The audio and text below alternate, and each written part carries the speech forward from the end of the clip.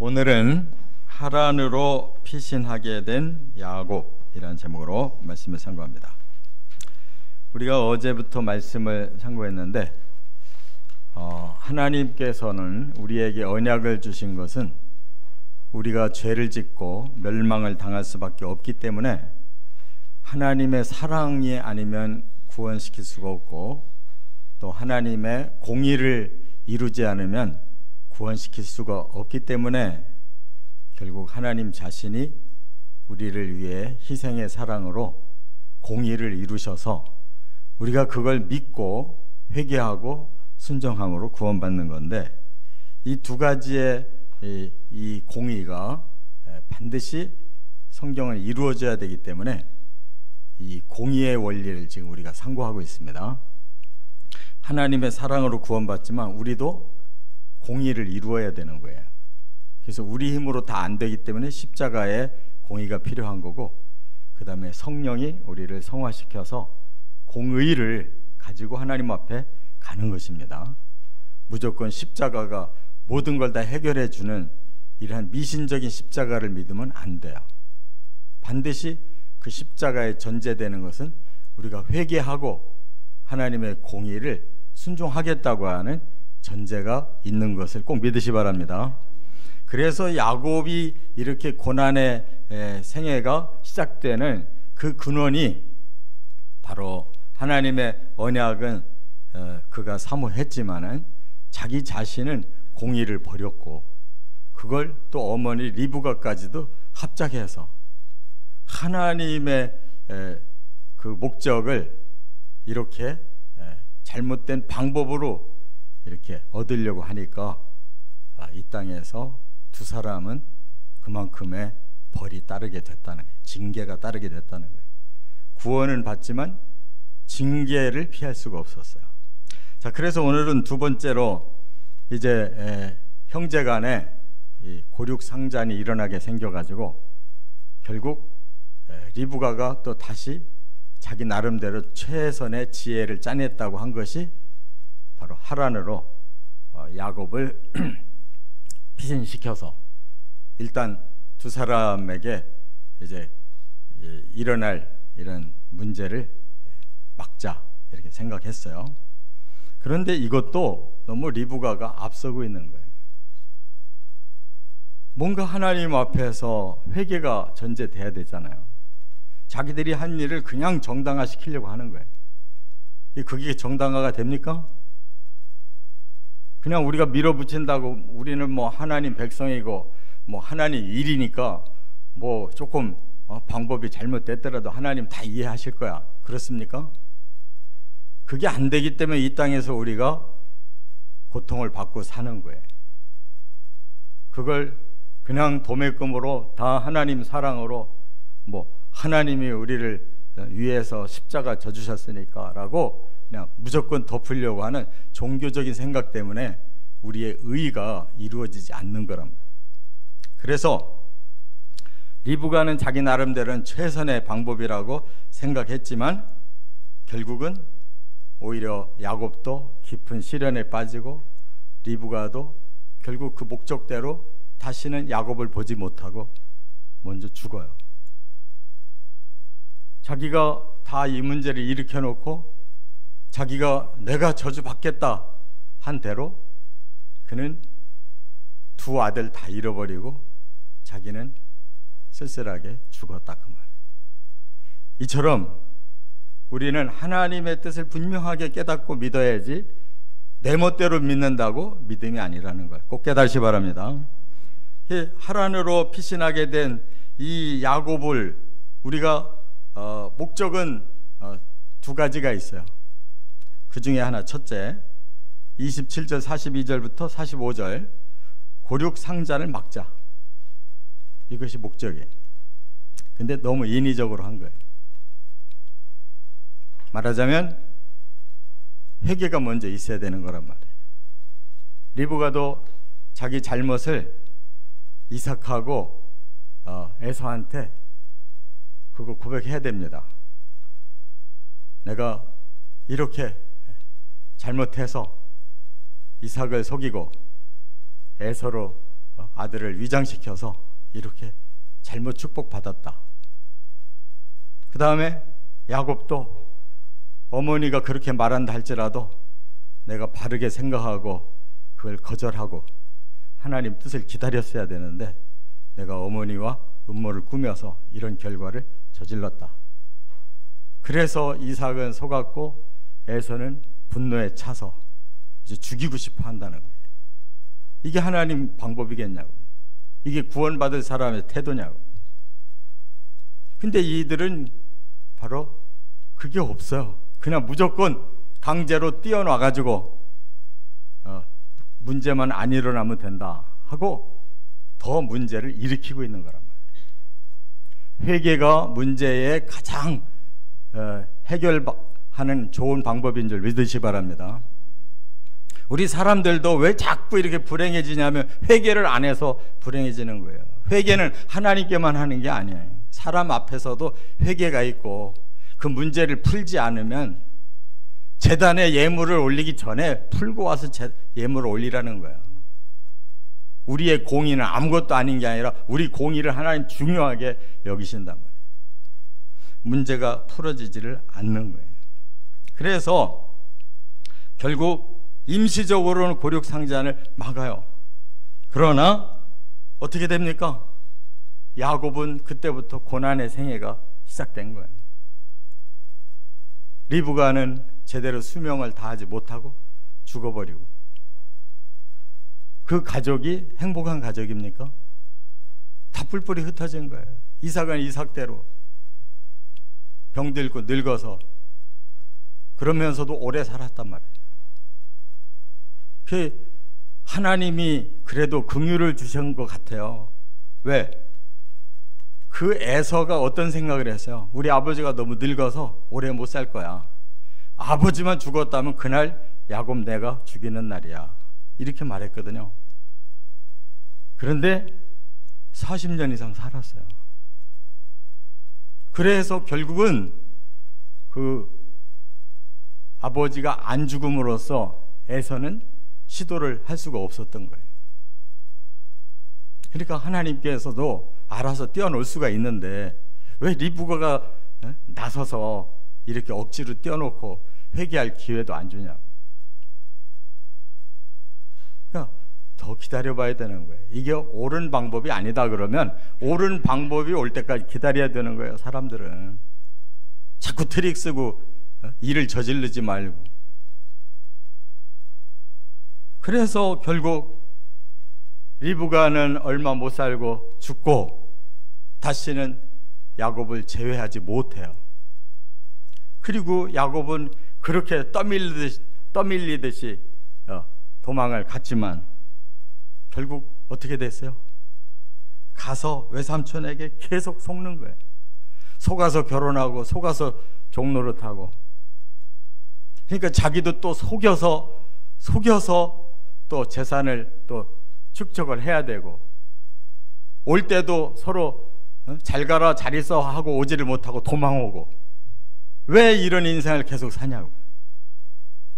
이게 바로 인위적인 사람의 생각이 앞설 때 공의를 버리기 때문에 거기에 따른 징계가 온다 그 말이에요. 두 번째 목적이 뭐였어요? 정통한 혈통을 잇기 위해서라 그랬거든요. 여기 27장 46절부터 28장 5절까지 보면 이게 리브가의 말이었어요. 리브가가 이 행동을 정당화하기 위해서 한 말이 뭐냐?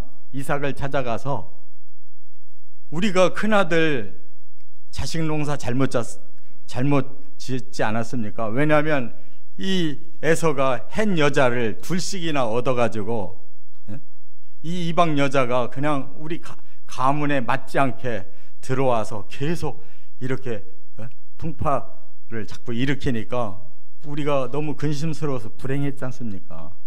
그러니 동생 야곱이라도 제대로 여자를 얻어야 되니까 우리 고향으로 보내서 거기서 이제 그 자손들 중에 아내를 만나서 오게 합시다 이렇게 말을 해요. 근데 이 말을 보면은 이삭이 너무 늙어가지고 지금 분별력이 없는 것 같아요. 지금 에서와 야곱이 막 이렇게 잘못하면 죽게 생겼다는 것도 모르는 것 같아. 그리고 우리가 그 리브가가 야곱을 불렀다고 하는 거 보니까 이미 야곱은 겁나서 좀 떨어져서 살았던 것 같아. 집에서 함께 사는 게 아니라. 그러니까 지금 리브가 혼자서 막 백방으로 지금 일을 하고 있는 거예요. 그래서 야곱이 그래도 명분을 가지고 가게 하려고 아버지에게 허락을 받는 거예요. 자, 그래서 결국은 전화위복이 되어 나중에 이제 정실 아내를 바로 고향에서 얻어와요. 그런데 그 여자들에게는 문제가 있는 거란 말이에요. 그리고 우리가 또 하나 깨달아야 될 것은, 하나님은 그러면 이 사건을 놓고 어떻게 하실 거냐. 제가 말씀드렸어요. 하나님의 우선순위가 따로 있다고. 그건 뭐냐? 언약이 깨지면 안 되는 거예요. 언약은 이어져야 되는 거예요. 그래서 아브라함의 믿음, 그리고 이삭의 믿음, 야곱의 믿음을 타고 언약은 내려가요. 그거는 하나님이 꿋꿋하게 이루어 가시는 거예요. 그렇기 때문에 결국 정통한 혈통을 얻어서 믿음의 가문을 3대째 이어감으로써 그 언약을 인정할 수 있는 정도로 기반을 마련을 하신단 말이에요. 그러고 나서는 야곱의 자식들부터는 그냥 다 하나님 백성으로 일방적으로 받아들여요. 넷째 유다로 이어가지만 넷째 유다도 이방 여자고 또 그 며느리도 이방 여자란 말이에요. 그런데도 불구하고 구분 없이 다 선민으로 받아들여요. 3대를 내려간 후부터. 그건 어쩔 수 없는 상황이겠죠. 그런데 이렇게 이제 라반의 딸 중에서 아내를 맞이하게 되기는 하지만 하나님의 언약은 이루어지지만 그거는 먼 후의 일이라 그 말이에요. 이들의 생애 속에서 그 언약이 이루어지는 게 아니기 때문에 그것은 하나님의 주도적인 그러한 역사로 이루어지는 거예요. 그래서 오늘 본문에도 보면 이삭이 아들을 보내면서 축복 기도를 합니다. 그런데 그 노인이 축복 기도는 또 정확하게 하고 있어요. 그걸 보면 이것이 단순한 이삭의 마음의 기도가 아니에요. 아들을 위한 단순한 기도가 아니고 이 두 번째 하는 축복 기도가 바로 하나님의 구원 예언을 지금 또 발표하고 있는 거예요. 그래서 뭐라고 그랬어요? 생육하고 번성하며 그랬어요. 이것이 하나님의 첫 번째 사람을 향한 복입니다. 처음에 창조하실 때도 생육하고 번성하고 땅에 충만하고 땅을 정복하라고 그랬잖아요. 그게 하나님 마음이라고. 할렐루야. 그래서 사람들이 온갖 죄를 짓고 온갖 해를 이 땅에 끼쳐도 변함없이 늘어난 거는 사람이 늘어난 거예요. 그래서 인류를 충만하게 내신 거라고. 별별 전쟁이 다 일어났어도 어김없이 인류는 계속 끝까지 번성해 온 거라고. 그게 하나님의 언약이기 때문에 그래요. 또 하나 뭐라 그랬어요? 이제는 여러 족속을 이루게 하시고 그랬어요. 다시 말해서 하나님은 먼 미래까지 내다보셨는데 야곱을 통해서 이제 많은 사람들이 이제 하나님의 백성이 될 것을 보고 계시는 거예요. 이 족속도 저 족속도 다 그 언약의 백성들이 되어 구원받을 것을 보고 계시다 이거예요. 야곱 한 사람이 여러 족속 낳습니까? 낳았어요? 아니에요. 다 이스라엘만 낳은 거예요. 그럼 어떻게 여러 족속을 이루게 해달라고 기도하냐 말이에요. 그것은 야곱으로 내려가는 언약을 통해서 앞으로 이 땅의 인류 중에 많은 족속들이 하나님의 백성 될 것을 예언하는 말씀이란 말이에요. 깨달으시 바랍니다. 하나님 말씀은 대충 이랬다 저랬다 하는 법이 없어요. 그리고 또 하나는 아브라함의 복을 야곱의 자손에게 주시고 그랬어요. 그건 뭐예요? 아브라함, 이삭, 야곱에게 이어진 3대 언약, 그들의 혈통을 통해서도 주겠다고 한 그 약속을 이 야곱의 자손에게 그대로 달라는 거예요. 그러면서 구체적으로 하나 더 붙여요. 가나안 땅도 차지하게 해달라고. 할렐루야. 하나님 말씀은 그냥 대충 읽으면 안 되는 거예요. 정확하게 말씀하셔요. 이렇게 해서 기도하고 아버지 이삭은 아주 정정당당하게 보낸 거예요. 정실 아내를 맞아가지고 와라. 곧 올 줄 아는 거예요. 다. 형 에서가 화가 풀리면 이제 다시 우리는 다시 모여서 살 거야. 이런 희망으로 이삭은 그냥 그 내용만 알고 하나님의 축복 예언을 그냥 전했고, 리브가는 꼼수를 부려서 이렇게 가면 모든 것이 정당화되고 나중에 모든 게 다 풀릴 거야 이렇게 생각하고 보냈다 그 말이에요.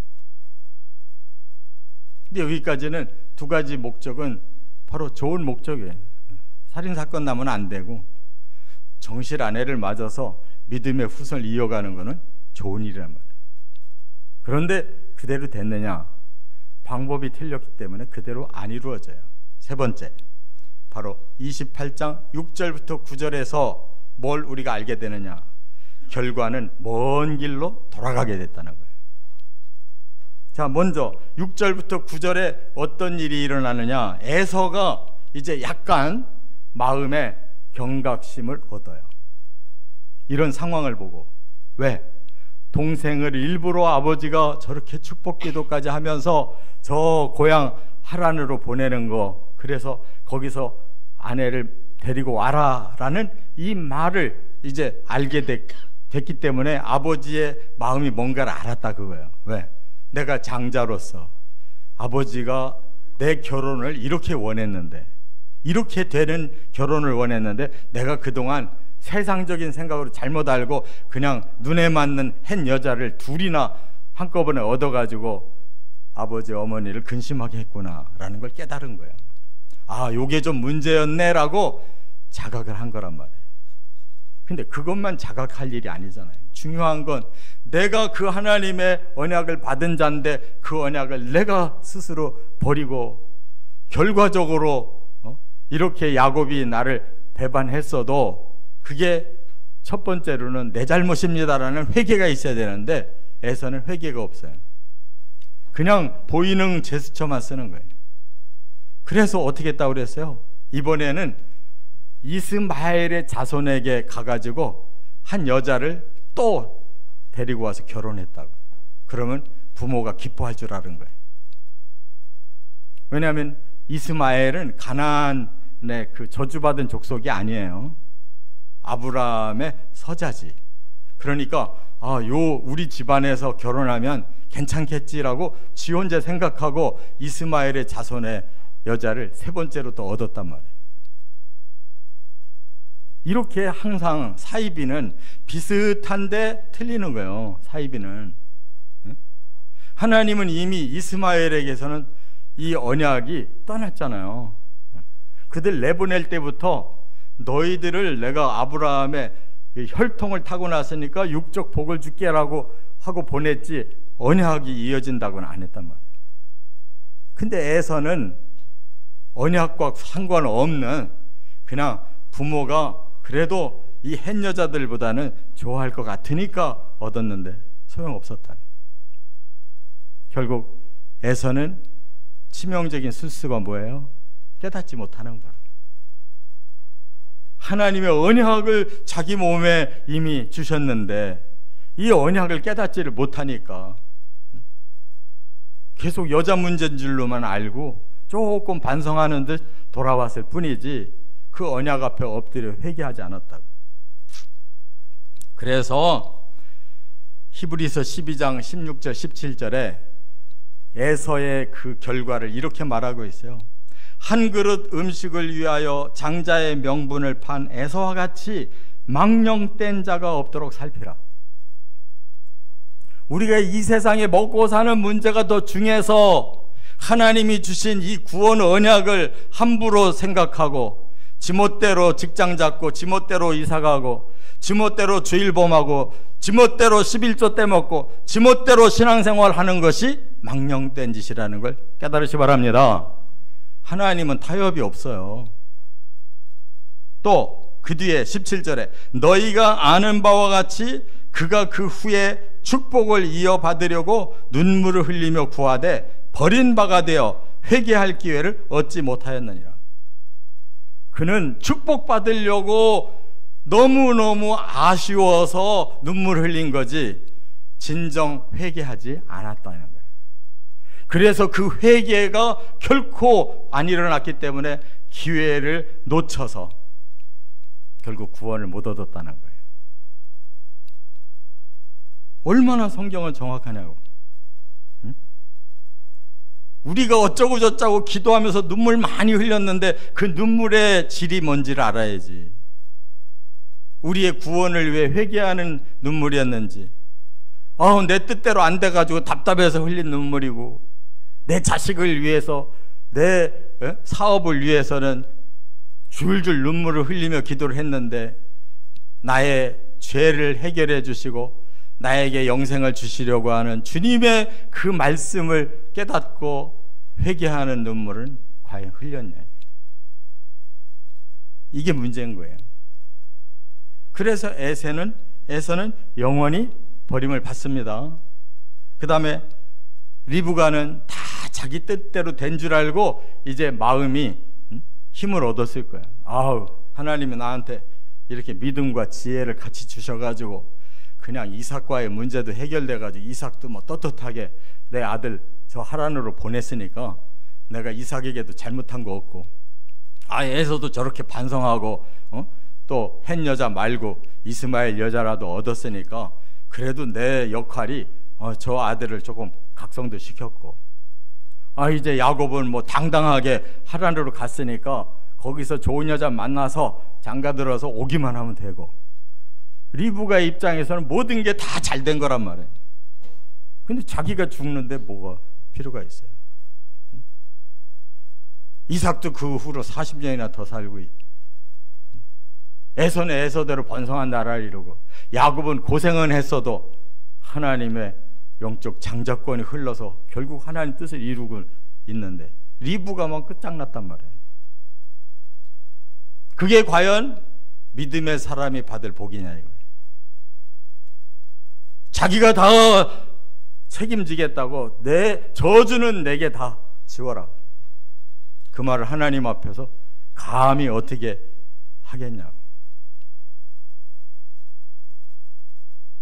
그리고 야곱은 어떻게 됐느냐. 이제 우리가 앞으로 일어날 일을 한번 함축해서 종합을 해봐야 돼요. 뭐가 그의 고난이었는지. 외갓집에 갔습니다.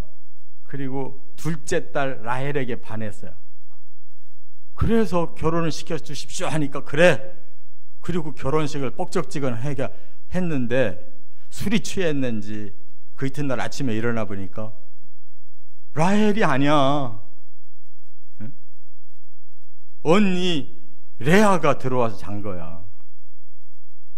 그래서 깜짝 놀라서 항의를 하니까 우리 풍습에는 큰 딸부터 보내지 작은 딸부터 보내는 법이 없다는 거예요. 어떻게 갑자기 그런 풍습이 나왔는지. 그래 놓고 내가 레아는 어차피 네 마누라 됐으니까 이제 네가 라헬도 좋다면 라헬도 줄게. 그 대신 7년씩 봉사해야 돼. 두 딸을 너한테 줄 테니까 7년씩. 그럼 어떻게 해요? 14년 무료 봉사해달라는 거예요. 라반이 지독하게 나쁜 놈이야. 그래서 두 여자를 얻었더니 이 두 여자가 질투를 하기 시작하는 거예요. 라헬은 또 하필 애를 계속 못 낳아요.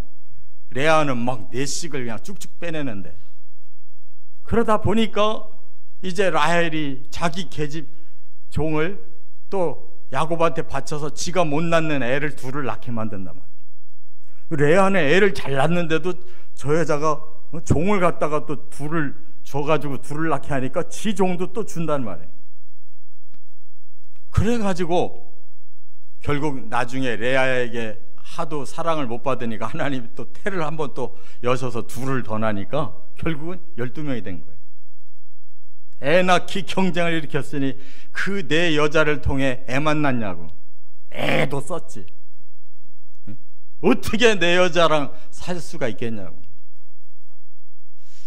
그리고 라반한테 20년 동안 매워서 그렇게 무료로 봉사하다가 이러다가 나도 죽겠다 하니까 또 꾀를 내가지고 우물가에서 짐승들을 교미시킬 때 뭘 또 막 이리저리 해가지고 얼룩얼룩하게 만든 거는 직거가 되고 이래가지고 꾀를 써서 올 때 어떻게 됐어요? 야반도주 했다니까. 그게 외삼촌하고 조카의 관계냐고. 완전히 불행하게 사는 거예요. 그걸로 끝나요? 와서 12를 키워놓다 보니까 이것들이 다 씨가 배가 다르니까 계속 울근불근 하는 거예요. 그러다 결국 요셉 11번째 요셉 팔아먹었잖아요. 죽이려고 하다가 그래도 이집트 상인한테 팔아먹었다. 이렇게 집안이 엉망진창이 됐는데 하나님은 그 언약을 지켜주시기 위해서 요셉을 바로 종으로 끌려간 애굽의 최고의 지도자를 만들어서 그 지역의 기근을 다 해결하니까 바로 아버지 형제들도 기근 속에서 그 소식 듣고 결국 이집트로 모여들어서 아브라함에게 예언한 말씀대로 400년 그들 민족으로 만들고 그 후에 그들이 돌아오도록 하겠다라고 말씀한 대로 출애굽 시대가 온 거란 말이에요. 그러니까 그 출애굽 시대가 어떤 시대였냐면 종된 시대란 말이에요. 종된 시대. 이스라엘이 민족이 야곱의 자손이 완전히 노예 생활하는 시대에 끌어낸 거란 말이에요. 그러니까 하나님의 언약은 이어지지만 그들 개개인 그 가족과 그 민족은 지질이 고생하고 바로 하나님께 쓰임받은 거야. 왜? 하나님의 권리를 지가 팥죽으로 살 수가 있어요? 위장한다고 살 수 있냐고. 하나님이 넘어가 주시니까 그렇지 그런 것들 걸리면은 그건 중형이요. 안 그렇습니까? 근데 하나님이 중형을 안 시키고 어떻게 해요? 인생의 고난으로 훈련을 시키신 거예요. 깨달으시 바랍니다.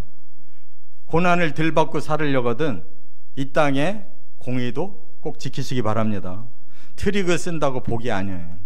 멀리 돌아가고 있는 거예요. 지금 하나님이 미리 보시고 아브라함한테 힌트를 주셨다고. 너희들은 가나안 떠나게 됐다가 나중에 400년 후에 돌아올 거야. 이처럼 하나님의 말씀을 무섭게 봐야 돼요. 하나님의 시각으로 우리도 미래를 생각하고 살아야 된다고.